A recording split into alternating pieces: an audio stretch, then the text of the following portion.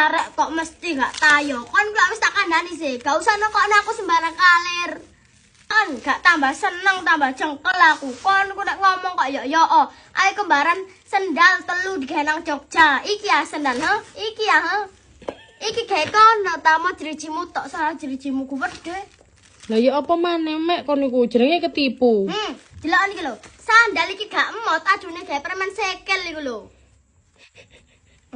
Lah ya apa maneh jenenge ketipu kon niku kok.